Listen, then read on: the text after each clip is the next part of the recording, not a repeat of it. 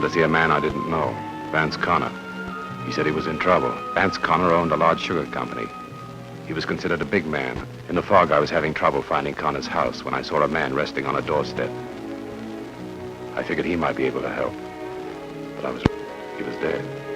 The knife in his back told its own story. Clutched in his hand was a piece of paper.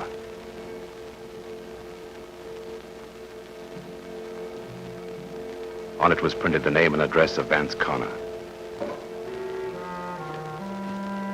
As I rang the bell, I wondered how Mr. Connor was going to explain murder to me.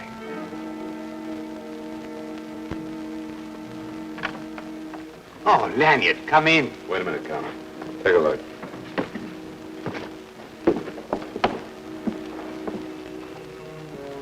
What happened? I don't know. I found him on his steps. He's dead.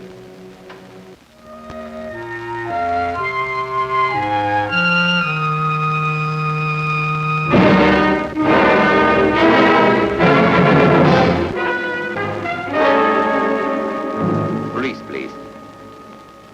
There's something I think you ought to know. This was in his hand. Why would he come here? I never saw him in my life before. Hello, police. This is Vance Connor, 321 Beacon. There's a dead man on my front doorstep. Right. Don't you think you ought to report it as a murder? Why, did you kill him? No. Did you? I don't know. Maybe I did. In a way. You see, I'm on the verge of ruin. That's why I wanted to see you tonight. That doesn't explain much, Mr. Connor. You know what my business is, don't you? Sugar. There's a company called the Southern Cross with plantations in the Philippines. They dump their product on the market for less than it costs me to produce. What the answer is, I don't know. But well, let's say I caused a rumor to be circulated that any Southern Cross worker who could supply the answer would be handsomely rewarded. And you think out there is one who found his reward, huh? Possibly.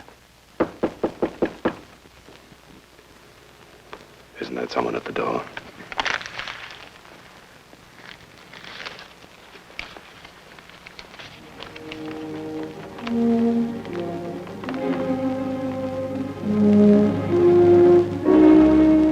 The next day, I was aboard a ship leaving for Manila. Now, there's one thing more I want to tell you. Oh. It's about Angela. Angela? Yes, my stepdaughter. I want to tell you about her because you'll be on the ship together. I raised Angela more like a son than a daughter. I've given her the responsibilities of a man, of a partner, in fact. She's going to Manila for the same reason you are. Oh.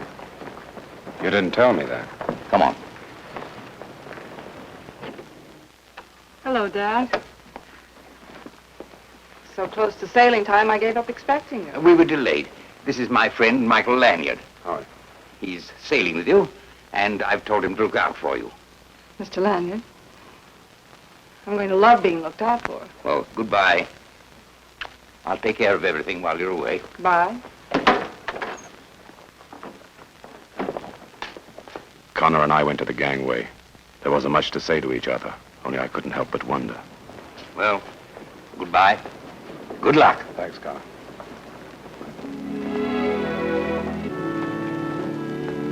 When he left, I began to question the strange relationship between Vance and Angela Connor.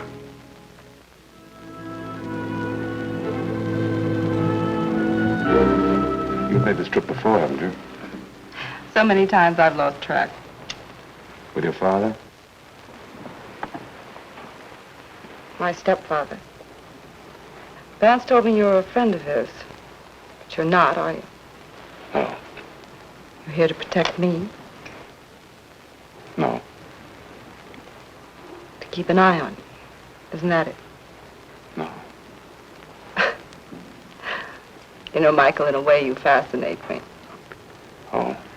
Why? Oh, because you have such a wonderful talent for saying no.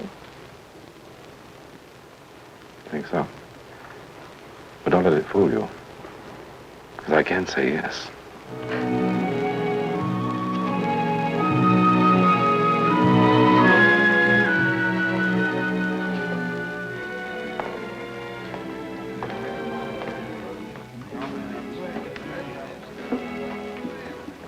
Pardon me, folks. I don't know you and you don't know me, but that ain't no reason we can't yell at each other over the fence, now is it? I'm Jim Straight. Where I go, I buy. Well, why don't you sit down, Mr. Straight? Why, I'm sitting. Thank you, ma'am. What'd you say your name was? I didn't say. However, it's Lanyard, Michael Lanyard. I've been watching you two for a couple of days. Now I'm mighty glad to know you. What'll you and Mrs. Lanyard have? Well, thanks. But this is Miss Angela Connor. Oh, I'm sorry. In my book, you look like a couple of newlyweds. Just shows how wrong a book can be. I don't know what to say. Forget about it, Mr. Straight. Michael, I think we should invite Mr. Straight to be our guest, don't you? Uh-huh. I think you're right. Well, this is a business trip for me. Well, that's nice. I've got an investment outside of Manila that I want to check. Oh, and I guess I used it as kind of an excuse to get away, too. Mm-hmm. Well, investments are always a good excuse to get away. Steward. Can't get over my being so wrong. Thought for sure you were newlyweds. What do you have, Mr. Straight? I took Angela to her stateroom. I didn't ask any questions. But now I was wondering about someone new, Jim Straight. Good night, Angela. Sleep well, huh? Michael, won't you come in for a moment?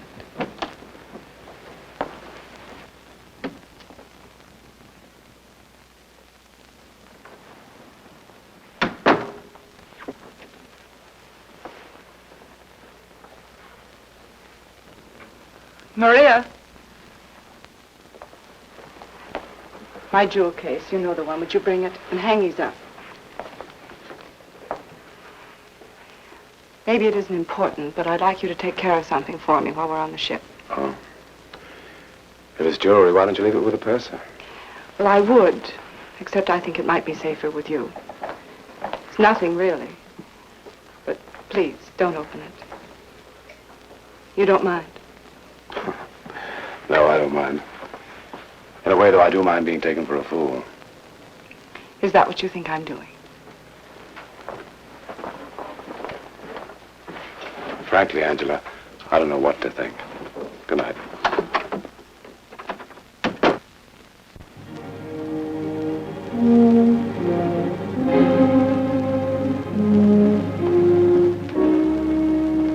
I don't like playing games when I don't know the rules. I had a feeling Angela wasn't on the level. I headed for the ship's doctor.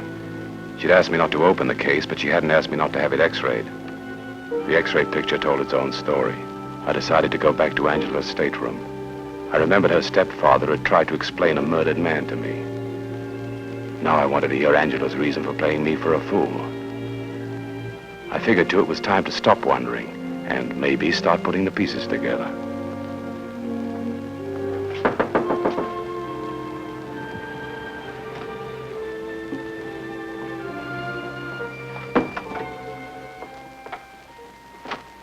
Well, Michael, what is it? Your, jewel box. You opened it. No. You couldn't open it without a saw or a chisel. The lock's filled with solder. Well, you found that out. Why'd you bring it back? Because there's nothing in it. I had it x-rayed by the ship's doctor. I told you I hated being taken for a fool. Michael, let me explain. It was, well, a sort of test my stepfather thought of. Or was it a trap you thought of? Well, if it was a trap, all I caught in it was a man who was smarter than I am.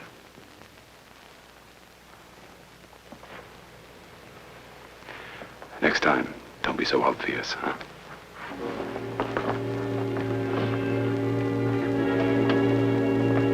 Maybe Angela had told the truth. Maybe Vance Connor had suggested the test. But my hunch kept saying something else. I saw straight. I wondered what he was doing, whose team he was on. And suddenly I didn't like him.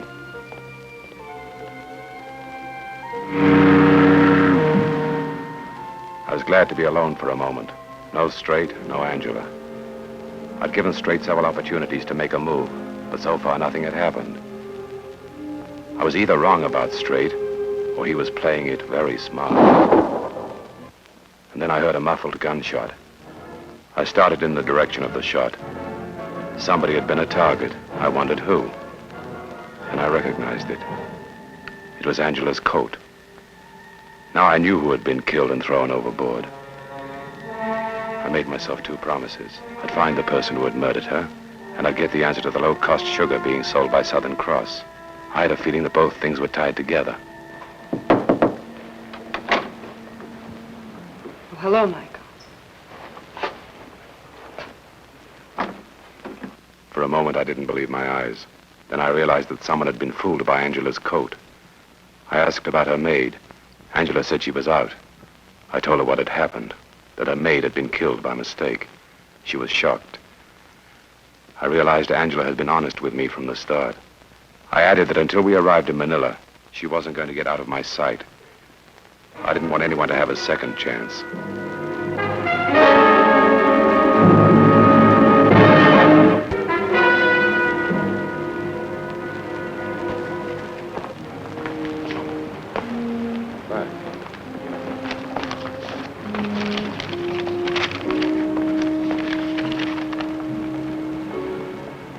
It was from Vance Connor. It stated he'd made a deal with Southern Cross. He no longer required me. It was no use to wonder. I decided to find out.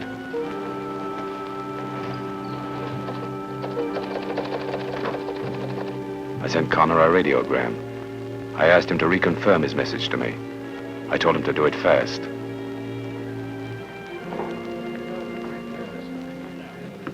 Wish I'd known you played this game. Say, that's a nasty business about Miss Connor's maid. What's her name? Maria. I hear you've been telling around about a shot you thought you heard. I heard it. That's funny, nobody else did.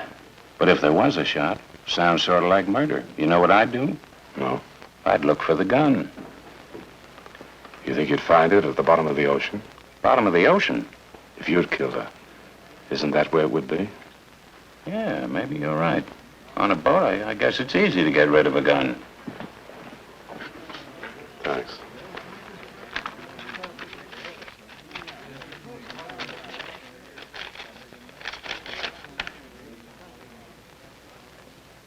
Good news? Straight seemed too interested in my radiogram. It's nothing important. An old friend of mine just died and left me $9 million. Always joking. Say, Mike, do you know anything about sugar? No, why?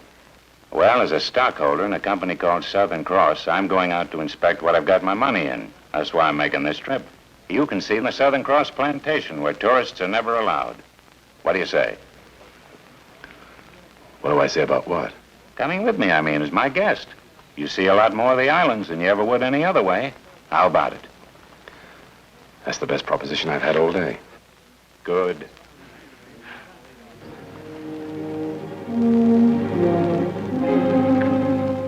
It was apparent Straight was aboard to keep an eye on Angela and me.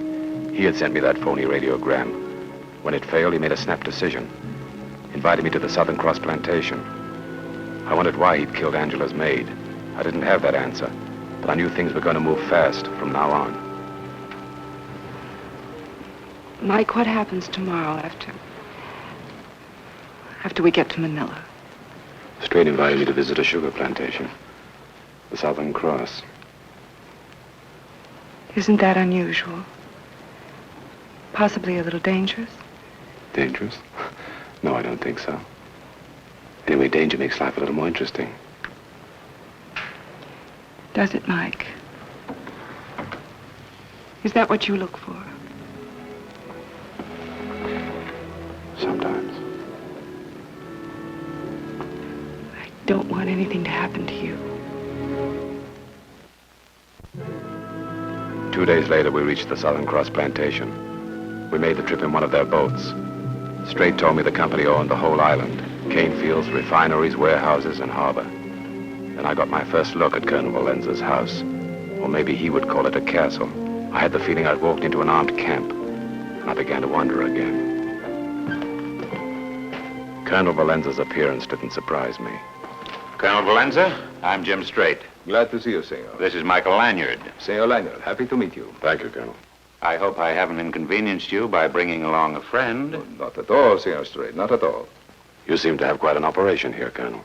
There is a lot of work before one can refine sugar, senor. Must be. Well, Colonel, that's why I made the trip. I want to find out how my investment is being handled. Tomorrow I shall show you and your guest the Southern Cross plantation. I hope I can make your visit interesting. Well, thanks, Colonel. Dinner will be at 7:30.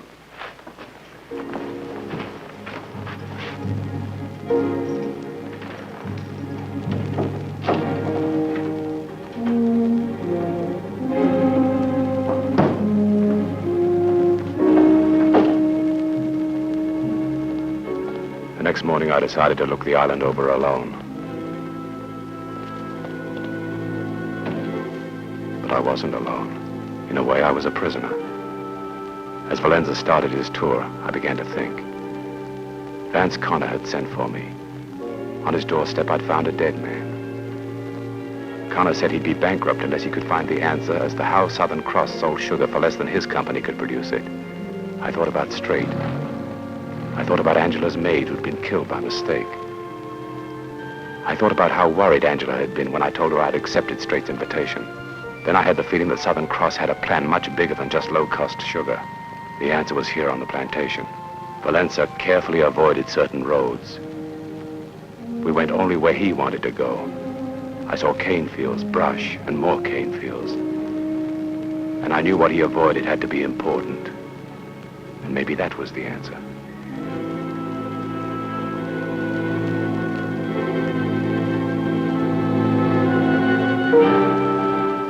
At dawn the next day, I tried again.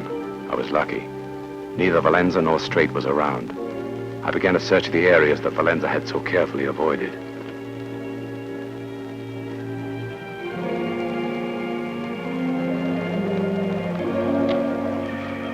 About 3 hours later, I'd seen enough to recognize the Southern Cross operation. I had seen men pulling wagons. I'd seen dirt and blood. I wanted to find where they kept these poor devils at night. It didn't take long. The island had many such places. I had thought that they were warehouses, but I'd been wrong. This plantation was a concentration camp, and the answer to the Southern Cross low-cost sugar was one deadly thing: slave labor.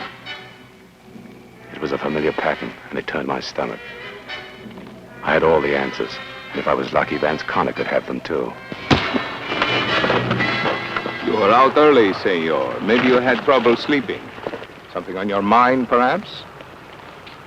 I was wondering about some of the things we saw yesterday, Colonel. How many workers do you have on this island? 7,000 or 8,000. We didn't meet a soul. I didn't see a house. It's not even a shack. We provide for them, senor. In there? The stockade, yes. With an armed guard and a whipping post. Every plantation has a little trouble now and then. And you correct it with the lash. The lash is the only law they know. Not where I come from. We gave up slavery a long time ago. I'll show you back to the house. When I got back to the house, I found that somebody had gone through my luggage and taken my gun. Valenza and Strait had done a thorough job. How do you escape from an island? Alcatraz would have been easier. I had a feeling I was sitting on my own grave. I didn't like it. I needed a break. And with luck, I might end the slave labor.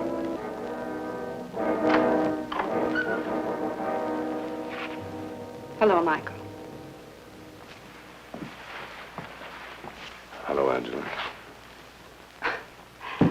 That's another thing I like about you, Michael. You never seem surprised. When did you arrive? Very shortly after you. See, I didn't want to let you out of my sight for even a second. Valenza and Strait said you've been tremendously curious. Are you still curious? Yeah. Why did you kill your maid?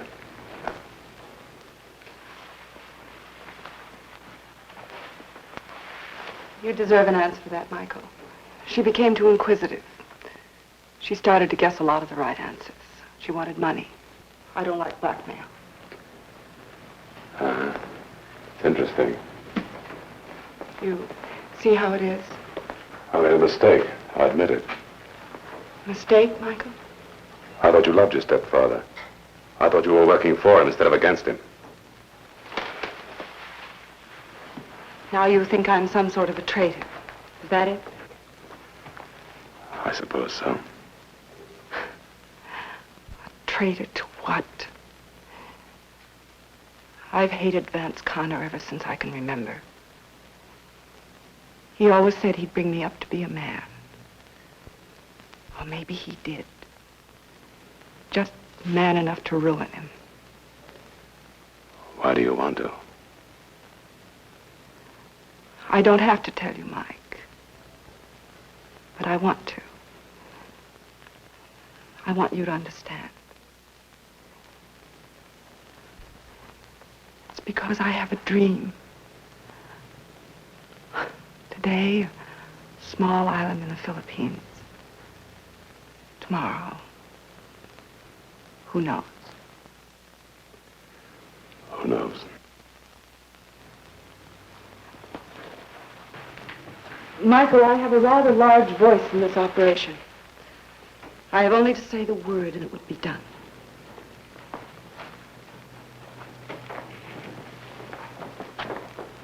Just what is the word, Angela? Partner. Instead of Valenza and Straight and myself, we could be four. Why? Because of any man I ever met, I could be happy with you. You're gonna think I'm a fool, Angela. But I could never be happy with you.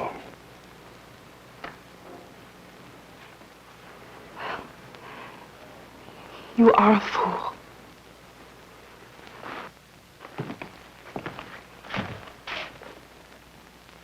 I told you it wouldn't work. Okay, Lanyard, we'll do it the hard way. You're going back to the mainland. The boat's waiting at the dock. I'll go and pack. I said the hard way. After you've traveled about an hour, the boat will blow up. An unfortunate accident. Tragic end to your colorful career. Except for one thing. I don't like doing things the hard way.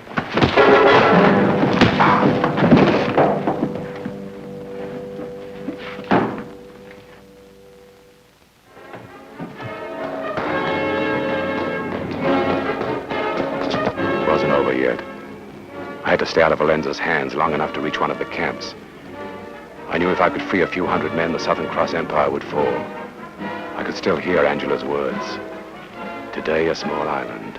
Tomorrow, who knows? Vance Connor had raised her like a son. He taught her to compete as a man. He tried to change nature. The pressure became too great. Something snapped. Angela looked for power and kingdoms. Connor became a symbol of hate. Someone she wanted to destroy. Strangely enough, I felt sorry for her. Then I reached one of the filthy camps. I had to move, and move fast.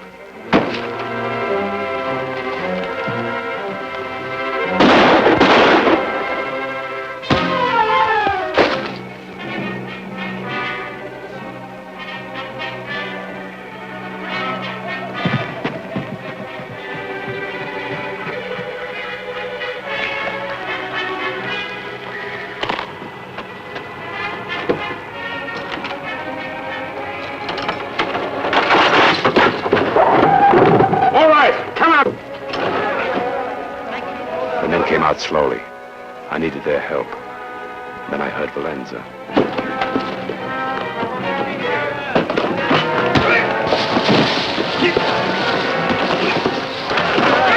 That is all for you, senor.